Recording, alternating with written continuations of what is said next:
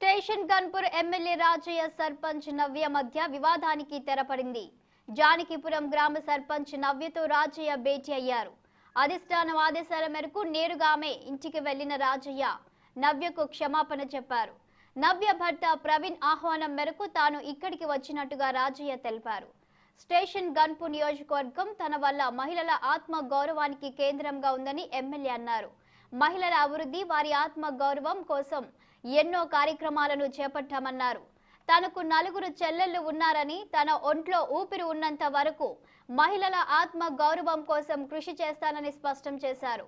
ఇప్పటి వరకు జరిగిన పరిణామాలకు తాను చింతిస్తున్నానని చెప్పారు. తెలుసో తెలియకో తప్పులు చేసి ఉంటే మహిళా లోకాన్ని క్షమాపణలు కోరుతున్నానని ఈ సందర్భంగా చెప్పారు ఎమ్మెల్యే రాజయ్య. మరోవైపు ఎమ్మెల్యే రాజయ్య వల్లే తనకు టికెట్ వచ్చిందని, గ్రామ సర్పంచ్ను కూడా అయ్యానని నవ్య తెలిపారు. తమ గ్రామాన్ని దత్తత తీసుకున్న ఎమ్మెల్యే అభివృద్ధిలోకి తీసుకురాలేదన్నారు. ఇప్పుడు తన గ్రామానికి ఎలాంటి అభివృద్ధి చేస్తారో ఎమ్మెల్యే రాజయ్య మీడియా ముఖంగా చెప్పాలని నవ్య కోరారు. మహిళలకు అడుగడుగునా అన్యాయం జరుగుతుందని సర్పంచ్ నవ్య అన్నారు. తప్పు చేసిన వారిని క్షమిస్తానని చెప్పుకొచ్చారు.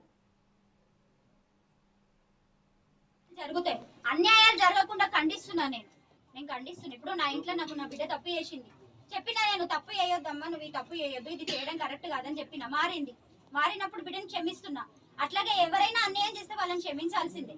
అన్యాయం చేస్తే క్షమించాల్సిందే అని అంటే మరి ఎట్లా అని అంటే మరి క్షమించడానికి కూడా ఒక అర్థం ఉంటది. క్షమాపణ హృదయంతో క్షమించిన అంటే దానికి ఒక అర్థం ఉంటేనే క్షమిస్తున్నా, ఊరికే క్షమించా నేను అట్లా. కాబట్టి ఖచ్చితంగా నేను చెప్పాను. ఇప్పుడు సార్ ఒక విషయం చెప్తా, కుటుంబం అంతా ఒకటి. ఇప్పుడు నా కుటుంబంలో నాకు అమ్మ ఉంది, అన్న ఉన్నాడు, నాకు భర్త ఉన్నాడు, పిల్లలు ఉన్నారు, అందరు ఉన్నారు. కుటుంబం అంతా ఒకటి, పార్టీ అంతా ఒకటి. పార్టీలో జరిగినాయి ఖండించిన.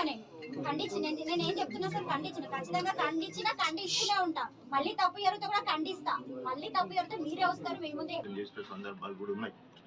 సో ఏదేమైనా కూడా ఒక మహిళగా ఈ ఊరికి సంబంధించిన వివక్ష చూడడం అనేది, సో నా జీవితంలో నాకు 4 చెల్లెళ్ళు, తర్వాత మొదటి నుండి కూడా గణపురం నియోజకవర్గంలో మహిళల ఆత్మగౌరవం కోసం, మహిళల అస్తిత్వాన్ని కాపాడడానికి, మహిళలు ధైర్యంగా సమాజంలో మరి కార్యక్రమాలు చేయడానికి, ప్రోటోకాల్ను పాటించడానికి, తర్వాత వాళ్ళలో ఆత్మస్థైర్యాన్ని నింపి ప్రజలలో సమాజంలో సగభాగమైన వాళ్ళందరూ కూడా వార్డు మెంబర్ నుండి మొదలు పెడితే గ్రామంలో సర్పంచ్ వరకు సగం ఉన్నారు, మండలంలో సర్పంచులు సగం ఉన్నారు, ఎంపీటీసీలు సగం ఉన్నారు.